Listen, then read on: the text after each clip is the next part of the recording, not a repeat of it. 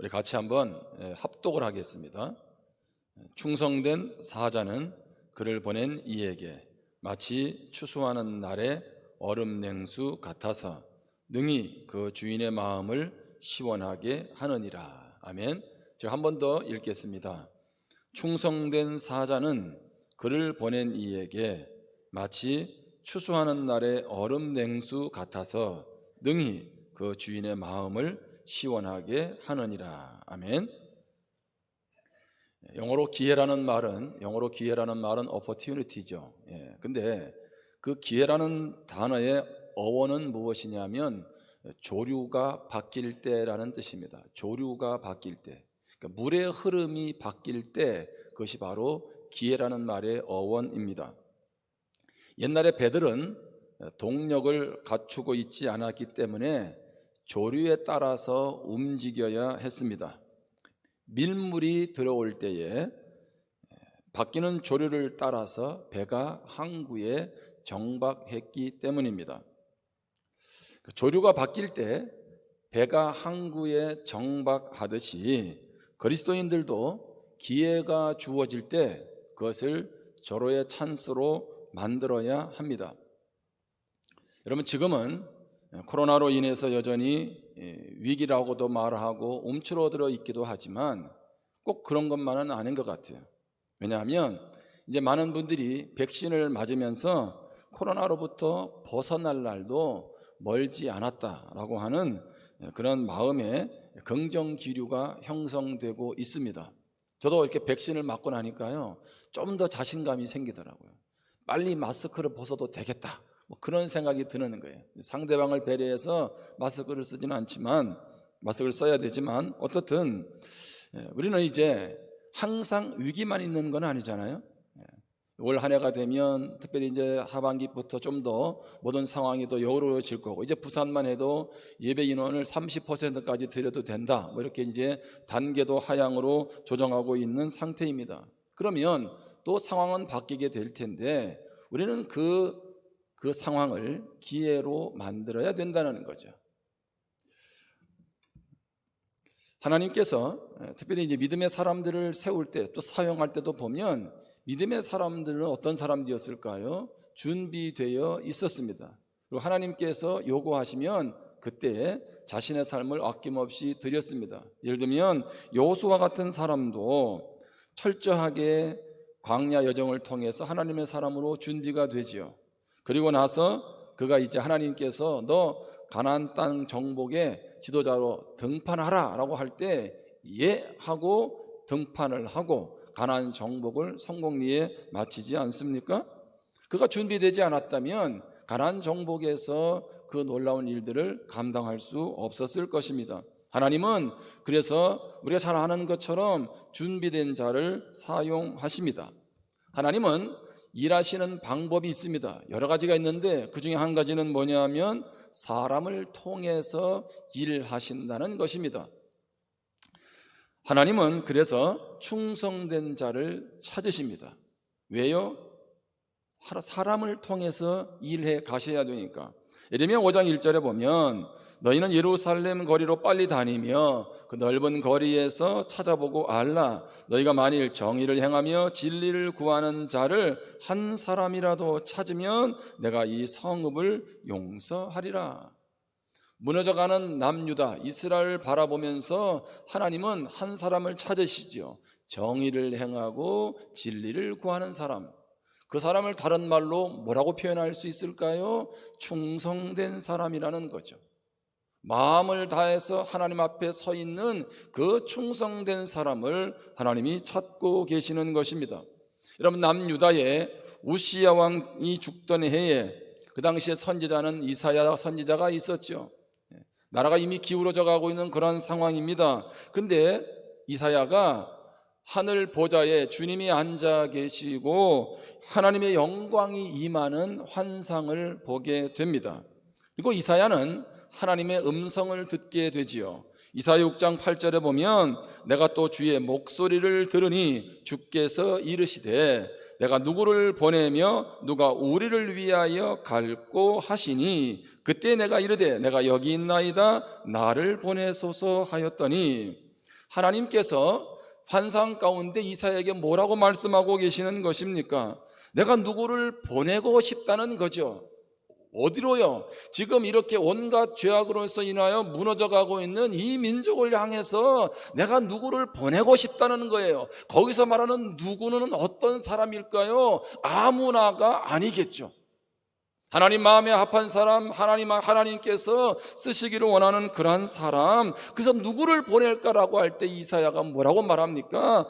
주님, 나는 부족하지만 내가 여기 있으니까 나를 사용하십시오. 하나님이 왜 충성된 자를 찾으실까요? 그 말은 역설적으로 충성된 자를 찾아보기가 어렵다라고 하는 것입니다. 하나님은 왜 충성된 자를 찾으십니까? 하나님의 마음을 알고 하나님의 뜻을 이 땅에 이루어 가야 할 사람이 필요하기 때문에 하나님은 찾고 계시는 것입니다. 하나님은 충성된 자를 찾으시지요. 뿐만 아니라 하나님은 충성된 자를 일으키십니다. 사무엘상 2장 35절에 보면 내가 나를 위하여 충실한 제사장을 일으키리니 그 사람은 내 마음 내 뜻대로 행할 것이라. 내가 그를 위하여 견고한 집을 세우리니 그가 나의 기름 부음을 받은 자 앞에서 영구히 행하리라. 여러분, 이 상황은 어떤 상황입니까?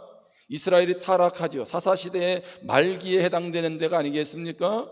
자, 그러면서 엘리 제사장도 있지만 제사장도 타락을 합니다. 온 나라가 영적으로 타락하니까 하나님은 이제 이스라엘을 포기하십니까? 아닙니다. 내가 나의 자존심을 걸고 충성된 제사장을 일으키겠다. 충성된 사람 내가 세우겠다는 거죠. 그 사람은 어떤 사람일까요? 자기 마음, 자기 생각대로가 아니라 하나님의 뜻대로 하나님의 마음을 알아서 하나님의 영광을 위해서 나아갈 사람 세우겠다는 겁니다. 바로 그 사람은 누구였습니까? 우리가 잘 아는 사무엘 선지자입니다. 하나님은 사람을 찾기도 하시지만 하나님은 충성된 사람을 일으키십니다. 바라기는 이 자리에 있는 우리 모든 성도님들이 하나님 앞에 충성된 자로 서기를 주님의 이름으로 축원합니다. 여러분, 사람들은 간혹 이런 말을 합니다. 사람은 많은데 사람은 없다. 무슨 말입니까? 쓸만한 사람이 부족하다는 거죠. 기업체든 곳곳에서 이런 말들을 많이 합니다. 여러분, 하나님만 충성된 사람 찾고 충성된 사람을 일으키실까요? 아니요. 사람도 충성된 사람을 찾는다는 겁니다. 여러분, 시편 101편을 보면 이 101편은 다윗의 시입니다. 6절에 보면 다윗이 말합니다. 내 눈이 이 땅에 충성된 자를 살펴 나와 함께 살게 하리니 완전한 길에 행하는 자가 나를 따르리로다. 물론 이 말씀은 하나님이 충성된 자를 찾는다는 말도 있지만 다윗 또한 충성된 자를 찾았습니다. 왜 다윗은 충성된 사람이 필요했습니까? 여러분, 사울 왕이 초대 왕이 죽죠. 그리고 나서 그 다음 왕이 바로 다윗이 되지 않습니까? 여전히 나라는 부실합니다. 기초를 든든히 해야 하고 부강한 나라를 세우려고 하면 그것은 다윗 혼자는 불가능합니다. 다윗과 함께할 사람들이, 많은 인재들이 필요했던 것입니다. 그래서 다윗은 어떻게 해요? 사람 찾고 있는 거죠. 다윗이 왜 이스라엘 역사에서 가장 모범적이고 부강한 나라로 세워갈 수 있었을까요? 그것은 바로 다윗의 리더십과 함께하는 많은 충성된 일꾼들이 있었기 때문에 그렇습니다. 여러분, 사무엘하 23장에 보면 다윗의 충성된 사람들이 나오죠. 거기에 보면 세 사람의 장수가 등장을 합니다. 다윗의 고향이 어딘가요? 베들레헴이죠. 그래서 다윗이 문득 그런 생각이 든 거예요. 야, 저 고향 땅에 있는 그 우물물이 생각났을 것이고 그 물을 한번 마셔보고 싶다. 이렇게 아마 한마디 툭 던졌던 것 같아요. 그런데 옆에 있는 3명의 용사가 그곳에 가서 물을 떠옵니다. 어떻게 보면 당연한 것 같고 단순한 것 같은데 그게 결코 당연한 게 아니에요. 왜냐하면 이미 그 베들레헴은 블레셋이 점령하고 있었어요. 그러니까 다윗의 세 명의 신하는 생명을 걸고 가서 물을 떠다온 거죠. 그러니까 다윗이 아차 싶었던 거죠. 내가 고향 생각하고 그 우물물 마실 생각에 내 사랑하는 충신들을 다 잃을 뻔한 거 아니에요? 세 명을 다. 그래서 스스로를 돌이키면서 그 물을 마시지 않고 여호와의 제단에다가 전제물로 붓습니다. 그런데 여기서 우리에게 주는 것은 무엇입니까? 다윗은 그냥 고향 생각하고 툭 자기도 모르게 터져놓은 말 아니었겠어요? 고향에 물 마시고 싶다. 그런데 어떻게 해요? 그것을 이루어가는 사람이 있었다는 거죠. 생명까지 걸었던 충성된 사람들이 있었다는 것입니다. 여러분, 우리가 계속 요즘에 잠언의 말씀을 묵상하고 있습니다. 잠언은요, 이게 하나로 다 꿰어지질 않아, 그렇죠? 단락 구절구절로 연결이 되죠. 그래서 많은 교훈들을 우리에게 줍니다. 특히 오늘 말씀은 충성된 종으로 인해서 주인이 얼마나 기뻐하는지를 묘사해 주고 있습니다. 오늘 본문 다시 한번 읽습니다. 충성된 사자는 그를 보낸 이에게 마치 추수하는 날의 얼음 냉수 같아서 능히 그 주인의 마음을 시원하게 하느니라. 충성된 사람은 어떤 사람이냐면 주인의 마음을 시원하게 하는 사람입니다. 근데 그것을 무엇에 비유하고 있습니까? 마치 무더운 날, 추수하는 날에 얼음 냉수 한 잔이 그 모든 피곤과 더위를 싹 씻어주는 것처럼 그 추수할 때에 떼약볕 아래 마시는 그 얼음 냉수 같은 사람이 바로 충성된 사람이다, 이렇게 표현해 주고 있는 것입니다. 여러분, 하나님이 성경을 보시면 이런 표현 잘 안 하세요, 그렇죠? 근데 하나님이 지금 충성된 사람을 보면 어떤 마음이 드냐면 내가 속이 후련하다라는 거예요. 내가 속이 시원하다라고 하는 것입니다. 여러분, 부모님들이 힘들고 어려울 때에 자녀들을 공부시키면서 그때 문득문득 한마디씩 자녀들에게 하는 말이 있어요. 그게 뭡니까? 내가 너 때문에 산다는 거예요. 내가 너 때문에 산다. 그 자녀가 열심히 공부하고 성적이 올라가면 너무 좋아하죠. 힘든 걸 힘든 줄도 모르고 마음이 즐겁다는 거죠. 하나님의 마음을 시원케 할 사람이 누구냐는 거예요. 이 무더운 날에 여름 냉수와 같은 사람이 누구냐는 거죠. 바로 그 사람을 성경은 충성된 사자, 충성된 사람, 충성된 종이라고 말하고 있는 것입니다. 제가 예전에도 한번 그런 언급을 했지만 제 평생에 가장 그 시원했던 물은 두 가지가 있는데, 한 가지만 얘기하면 저 군에서 이제 영천에서 초급장교로서 마지막 6개월 마지막 훈련이 뭐냐면 200km 행군이 있었어요. 200km 행군. 저는 왜 200km 행군을 빨리 하지 않고 늦게 하는가 봤더니 이제 체력도 다 기르고 모든 훈련을 집약으로 해서 마지막으로 하는 게 200km 행군이란 말이에요. 행군하면서 얼마나 피곤하고 힘들었겠습니까? 행군이 다 마치고 이제 마지막 날 이제 학교 앞으로, 부대 앞으로 탁 들어오는데 거기서 막 군악대가 말이에요 빰빠라빰빠빰빠 하는데, 와, 전쟁에서 마치 승리하고 돌아온 것 같은 애국자가 되는 거 있잖아요. 그런 마음으로 딱 들어오는데 우리를 이렇게 옆에서 늘 가르치고 훈육해 줬던 구대장님들이 저희들한테 한 사람 앞에 하나씩 캔 음료를 주는 거예요. 캔 음료. 그걸 씨앗이 했다 그랬죠. 냉장고에 들어갔던 캔 음료를 하나씩 주는데, 야, 그걸 마시는데요 얼마나 시원한지. 그 맛은 지금도 그 맛은 안다는 것 같아요. 예? 가장 힘들었던 순간에 그 시원한 음료 한 캔이 말이에요 모든 피로를 다 잊게 했다는 거지. 하나님은 지금도 찾고 계세요. 좀 내 마음을 좀 시원하게 해줄 사람이 없을까? 이 코로나 때에 좀 하나님의 마음을 좀 시원하게 해줄 사람 없을까? 하나님이 찾으신다는 거죠. 여러분, 그러면 충성이 뭡니까? 충성의 그 의미가 뭡니까? 세 가지를 살피는데요, 그 첫 번째는 충성은 믿을 수 있다는 말이에요. 자, 저 사람이 충성스럽다. 충성이라는 말은 뭐예요? 믿을 수 있다는 거예요. 신뢰할 수 있다는 말입니다. 여러분, 창세기 24장에 보면 우리가 잘 아는 아브라함의 늙은 종이 등장을 하죠. 늙은 종. 아브라함은 늙은 종에게 자기 고향 땅에 가서 자기 아들 이삭의 배우자를 구해오라고 말을 합니다. 그리고 말하죠. 하나님께서 앞서서 행하실 것이다. 그리고 늙은 종은 이제 아브라함이 맡긴 그 일을 위해서 먼 길을 마다하지 않고 갑니다. 그런데 한번 생각을 해보세요. 아브라함에게 종이 한두 명이었겠어요? 젊은 종도 있고 더 똑똑한 종도 있을 텐데 왜 하필이면 늙은 종을 그 먼 길에 자기 아들의 배우자를 찾는 일에 보냅니까? 자, 아브라함은 몇 가지 조건을 얘기하는데 그 중에 한 가지가 뭡니까? 아무나 내 아들의 배우자가 될 수 없다. 내 고향 땅에 가서 거기 있는 여인을 데리고 와야 된다는 거죠. 여러분, 그러면 이 늙은 종이 고향에 갔는지, 그리고 아니면 중간에서 뭐 다른 여인을 데려올 수도 있고 뭐 방법은 많잖아요. 그리고 누가 주인께서 원하시는 그 며느리감인지를 어떻게 알 수 있습니까? 그리고 그렇게 데려온다는 보장이 있습니까? 그런데 아브라함은 뭐예요? 하나님을 신뢰했지만 철저하게 그 늙은 종을 무엇한 겁니까? 신뢰한 거죠. 이 종은 뭐예요? 내가 믿을 수 있다는 거죠. 그래서 우리가 잘 아는 대로 이삭의 배우자를 데리고 오지 않습니까? 충성은 믿을 수 있다는 거예요. 뿐만 아니라 두 번째, 충성은 한결같다는 말입니다. 한결같다. 충성된 자는 때로는 주어지는 현실이 낙심되고 주저앉고 싶고 실망될 때도 있습니다. 그럼에도 불구하고 처음과 과정과 나중이 한결같다는 것입니다.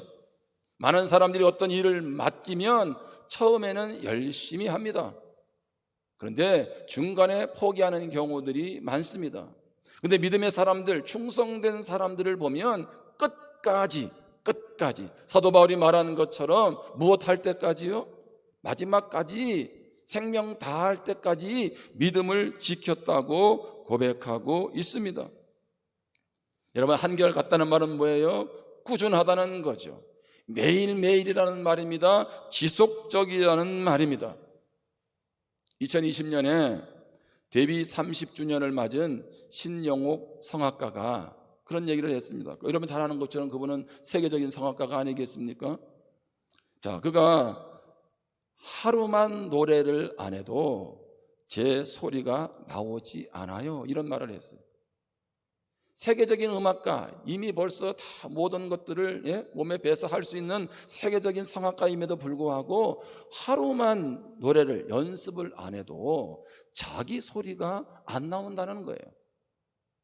사람들은 잘 모르죠. 그런데 뭐예요? 자기 자신은 알고 있는 것 아니겠습니까? 그러니까 그 신영옥 성악가가 무대 위의 동작 또 자세의 교과서로 사람들로부터 인정을 받고 있는 것입니다. 이런 미국의 영적 대각성, 제2차 영적 대각성 운동을 일으켰던 사람이 조나단 에드워즈입니다. 그런데 그가 20살은 아니고 정확히 말하면 20대 때 결심한 글이 있습니다. 그 내용에 보면 꾸준히 지속해서 가능한 한 자주 연구함으로써 성경을 분명하게 알고 성경을 아는 지식에 자라가기로 결심한다. 조나단 에드워즈가 20대 때 그때 뭐를 알겠습니까? 그런데 그 20대 때 나는 말씀을 꾸준히 연구하고 하나님 알기를 더 힘쓴다는 거죠. 왜 수많은 사람이 있는데 조나단 에드워즈가 영적 대각성 운동의 주역이 될 수 있었을까요? 바로 그것은 그가 하나님 앞에서 어떤 자세로 섰는지를 말해주고 있고, 하나님은 그런 충성된 자를 통해서 하나님의 때에 하나님의 역사를 이루어 가셨다는 것입니다. 나이가 문제가 아니었다는 겁니다. 연륜의 문제가 아니었다는 겁니다. 하나님 앞에서 어떤 자세로 서 있었는지를 하나님은 우리에게 말씀하고 계시는 것입니다. 세 번째로 충성이라고 하는 것은 열정이 있다는 것입니다. 열정. 우리 몸의 핵심은 무엇일까요? 우리 몸의 핵심은 심장입니다. 심장은 태어나서부터 죽을 때까지 뜁니다. 심장이 멎으면 곤란합니다. 여러분, 심장을 뛰게 하는 것이 뭘까요? 붉은 피입니다. 붉은색이 말하고 싶은 것은 뭘까요? 그것은 바로 열정입니다. 예전에 코카콜라를 만들었던 그 회장이 전 세계인의 마음의 피에다가 혈관에다가 코카콜라를 흐르게 하겠다. 그 말이 무슨 얘기겠어요? 그가 가지고 있는 사업의 비전이 아니겠습니까? 이 붉은 피라고 하는 것, 그것은 바로 열정을 의미하는 겁니다. 우리는 예수 그리스도의 피가 우리 안에 흐르고 있어요. 그것은 뭘 말하고 있는 겁니까? 예수 그리스도의 보혈의 피가 흐른다는 것은 충성된 그리스도인들은 바로 열정의 사람들이라는 것입니다. 예수 그리스도의 피가 우리 안에 충성으로, 열정으로 흘러가기를 주님의 이름으로 축복합니다. 펜실베니아 대학교의 심리학과 교수인 엔젤라 더크워스는 그릿이라는 책을 썼어요. 그릿, Grit. 근데 그가 말하는 그 그릿의 정의는 무엇이냐 하면 열정적 끈기라고 말하고 있습니다. 열정이라고 말하지 않아요.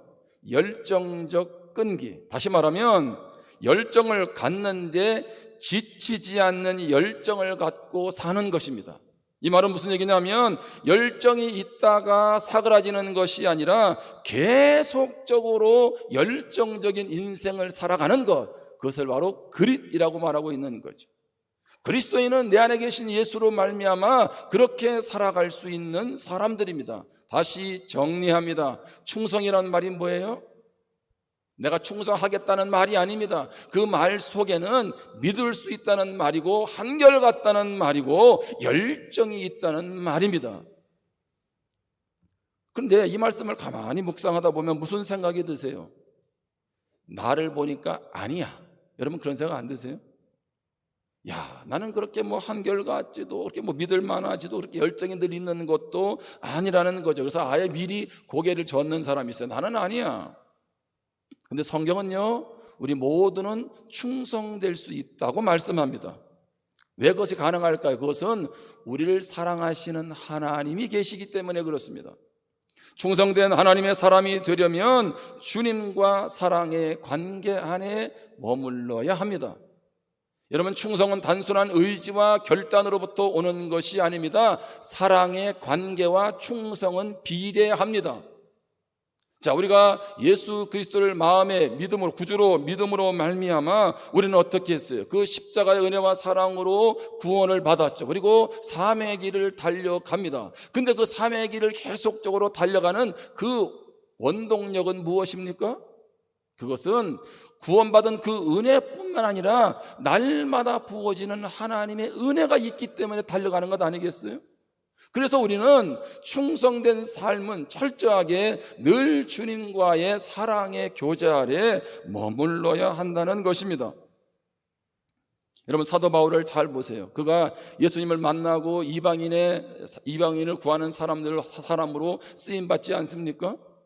근데 그가 그 사명받으러 끝난 것은 아니죠. 바울이 예수님을 만나고 나서 자기가 배운 지식이나 모든 것들을 해로 여기고 배설물로 여겼습니다. 쓸모없다는 얘기가 아니죠. 그것보다 예수님이 더 중요하다는 거예요. 왜요? 예수를 아는 지식이 가장 고상하기 때문이다. 바울은 그렇게 고백을 했습니다. 예수님을 만나고 나서 예수님을 알아가면 알아갈수록 이것이 얼마나 귀하고 소중한지를 알았다는 거죠. 그래서 바울은 감옥에 있으면서도 주님 알아가라고 힘쓰고 주의 사랑을 위해서 더 깊이 알아가기를 힘쓰라고 에베소 교회에도 말하고 있지 않습니까? 바울은 예수님을 만난 그 사랑의 관계에 머무르는 것이 아니고 계속적으로 그 사랑 안에 머물기를 힘썼다는 거예요. 계속 그분을 알아가기를 힘썼다는 거죠. 디모데전서 1장 12절에 보면 나를 능하게 하신 그리스도 예수 우리 주께 내가 감사함은 나를 충성되이 여겨 내게 직분을 맡기심이니. 이게 놀라운 고백을 합니다. 바울은 자기가 이방인을 구원하는 사도로 쓰임받은 그 직분을 맡은 것에 대해서 감사하지요. 그런데 감사하는데 하나님께서 사람을 제대로 보셨네요. 이제 저 같은 사람에게 이렇게 이제 드디어 일을 맡기신 거 보니까 그런 거 아니잖아요. 바울이 뭐라고 고백합니까? 나는 충성되지 못해요. 나는 부족해요. 그런데 하나님이 나를 충성되이 여겼다는 거예요. 충성되이 여겼다. 난 충성되지 않아요. 난 늘 부족해. 난 늘 부끄러워요. 하나님 보시기에 너무나도 그동안 이전에 했던 일들을 보면 너무 부끄러운데 하나님은 뭐예요? 그 바울을 어떻게 했어요? 충성되이 여겼다는 거죠. 그래서 그는 생명 걸고 복음 전하는 일을 감당한 줄 믿습니다. 우리를 움직이는 힘, 바로 그것은 십자가의 은혜와 사랑인 줄 믿습니다. 오늘 우리가 충성된 믿음의 사람 되기를 원한다면 주님과 사랑의 관계를 회복할 수 있기를 바랍니다. 그렇지 않으면 우리는 중도의 헌신을 포기할 수도 있습니다. 그리고 그렇게 말을 하죠. 과거 타락면 합니다. 내가 과거에는 이렇게 했다고. 여러분, 과거의 헌신 중요하지요. 하나님이 기억하세요. 그런데 우리는 과거의 헌신만 되풀이해서는 안 된다는 겁니다. 우리는 미래로 하나님 앞에 나아가야 하고 더 쓰임받아야 할 것입니다. 그러기 위해서 주님과 사랑의 관계 안에 머무를 수 있기를 바랍니다. 이제 결론적으로 충성된 사람은 그러면 어떻게 살아가야 될까요? 그 의미를 알았다면 어떻게 살아가야 되죠? 물론 여러 가지가 있습니다. 제가 두 가지만 나눕니다. 그 첫 번째는 하나님의 뜻에 순종하려고 힘을 다합니다. 히브리서 3장 1절 2절에 보면 그러므로 함께 하늘의 부르심을 받은 거룩한 형제들아, 우리가 믿는 도리의 사도이시며 대제사장이신 예수를 깊이 생각하라. 우리의 신앙의 초점은 예수님 생각하는 거 아니겠습니까? 자, 2절입니다. 그는 자기를 세우신 이에게, 예수님은 자기를 세우신 누구에게? 하나님에게 신실하기를. 예수님은 신실했다는 거죠. 모세가 하나님의 온 집에서 한 것처럼 하셨다라고 말하고 있습니다. 여기 신실이라는 말이 어떤 단어입니까? 하나님께 충성했다는 겁니다. 예수님도 이 땅에서 하나님 앞에 충성했습니다. 여러분, 그러면 충성하는 게 뭐예요? 그 말은 하나님의 말씀에 순종하는 것입니다. 항상 예수님은 아버지의 뜻에 귀를 기울이고 그 아버지의 뜻을 알면 전적으로 순종했습니다. 요한복음 6장 38절 39절에 보면 내가 하늘에서 내려온 것은 내 뜻을 행하려 함이 아니요 나를 보내신 이의 뜻을 행하려 함이니라. 예수님의 관심은 자기가 아니었습니다. 아버지의 뜻에 있었습니다. 39절입니다. 나를 보내신 이의 뜻은 내게 주신 자 중에 내가 하나도 잃어버리지 아니하고 마지막 날에 다시 살리는 이것이니라.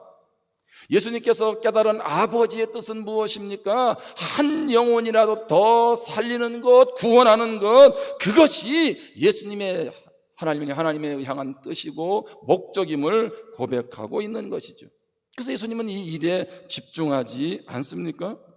예수님은 마지막 십자가에서까지, 죽으시면서까지 그 하나님의 뜻을 이루는 일에 순종하셨습니다.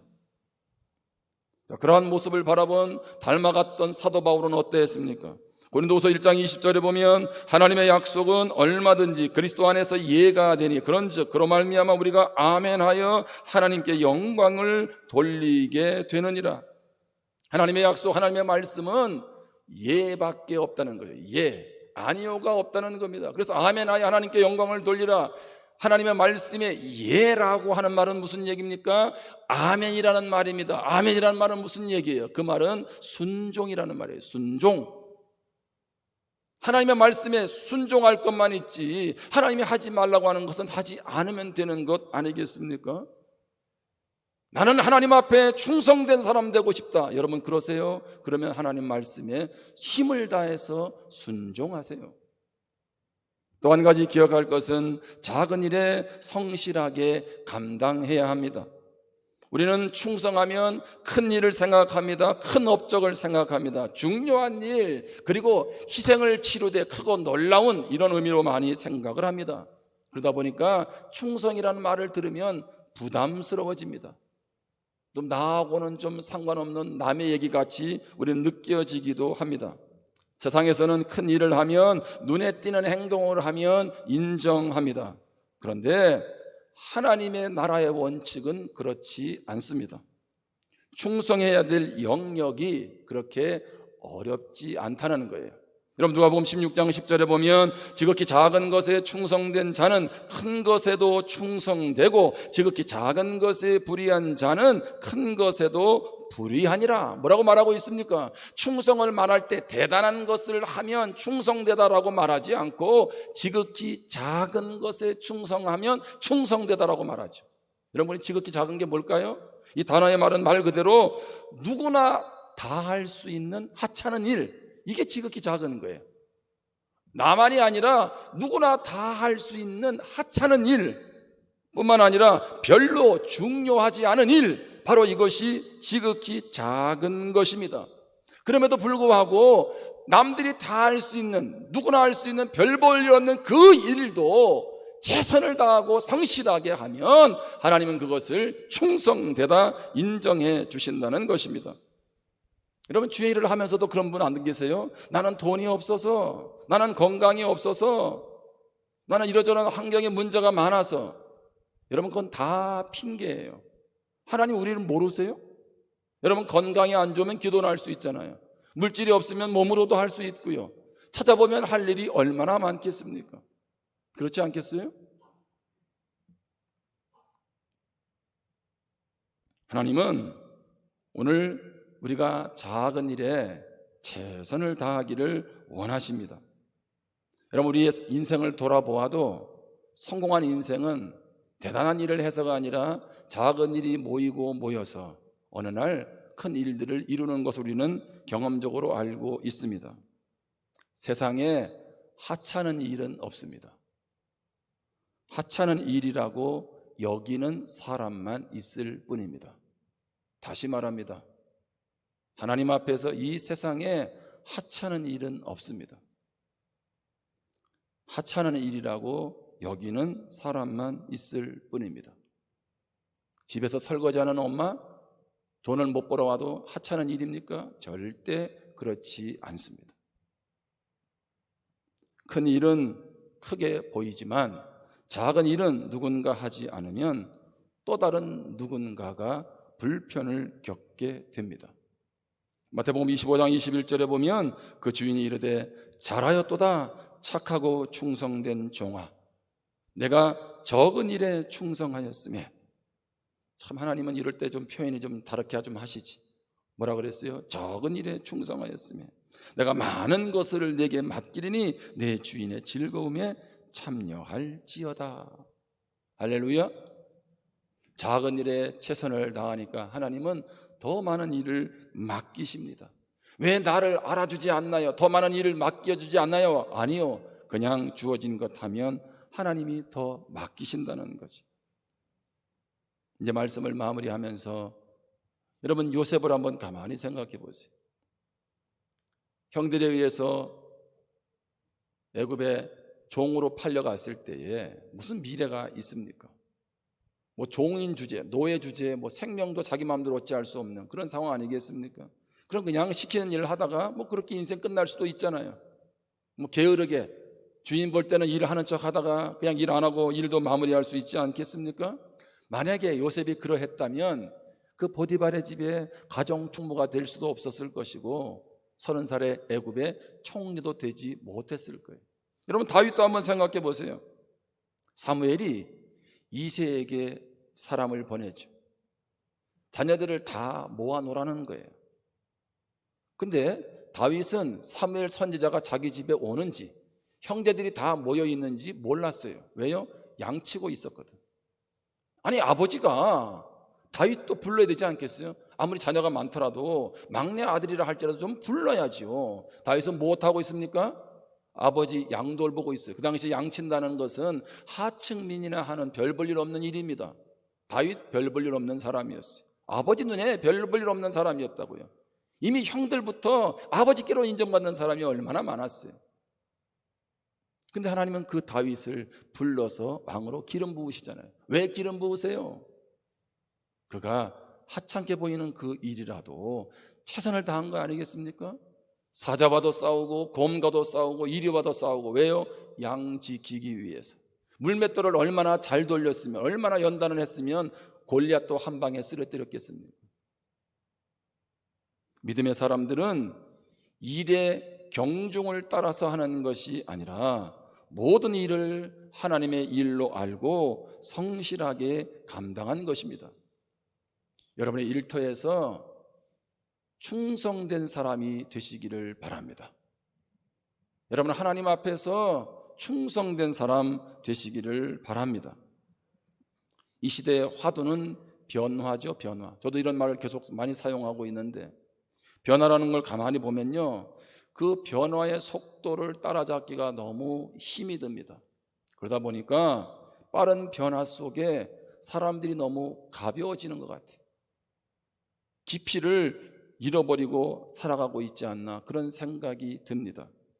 예배를 드린다는 것, 하나님 앞에 나온다는 것은 그 변화하는 세상 앞에서 중심을 잡는 거예요. 깊이를 더하는 거죠. 그리고 흘러가는 세상 속에서 어떻게 나아가야 될지를 지혜를 갖고 분별하며 나아가는 것입니다. 충성된 믿음의 사람은 깊이 있는 사람을 의미합니다. 오랜 시간 익힌 장맛과 같은 사람, 바로 그 사람이 충성된 사람입니다. 바라기는 믿을 수 있고 한결같고 열정이 있는 모습으로 충성되게 하나님께 순종하려고 힘을 다하고 작은 일을 성실하게 감당하기를 주님의 이름으로 축원합니다. 기도하겠습니다.